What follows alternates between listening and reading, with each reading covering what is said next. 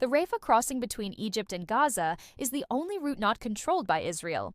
Yet, since Hamas took power in 2007, Egypt has frequently closed and tightly regulated it, severely restricting movement and aid for Gaza's more than 2 million residents.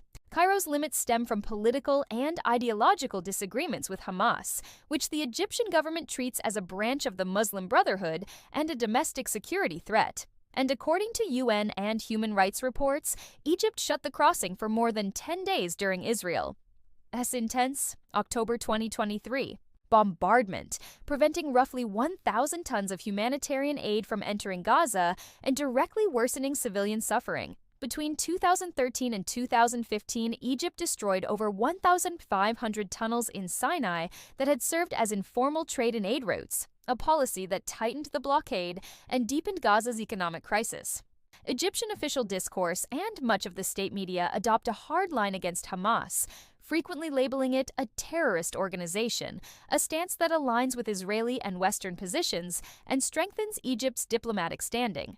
Cairo also uses the Rafah crossing as a political lever, opening or closing it during negotiations with Israel and the United States, which injects political considerations into the delivery of aid and the movement of refugees.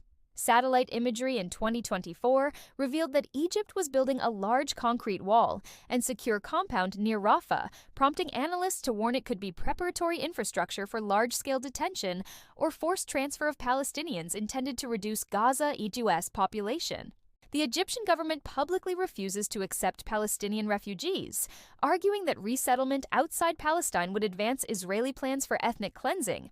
Yet, at the same time, it does not provide durable alternatives to protect civilians from bombardment. Cairo justifies its hardline policy on grounds of Sinai security and domestic stability, fearing that a mass influx of refugees could spread unrest and fuel militant activity. Egypt receives roughly $1.3 billion in U.S. military assistance annually, the second largest recipient after Israel. And that funding helps align Egyptian Gaza and regional policies with American and Israeli security interests. International human rights organizations, including Amnesty International and Human Rights Watch, say Egypt's restrictions at Rafah and impediments to aid have compounded Gaza's humanitarian crisis and harmed millions of Palestinians. Egyptian civil society and public protests have repeatedly called for opening Rafah, but the government has frequently suppressed demonstrations under strict protest laws, limiting freedom of expression. Ultimately, Egyptian policy toward Rafah is driven by its deep military intelligence state, which privileges regional stability, regime preservation, and strategic alliances over humanitarian solidarity and pan-Arab appeals.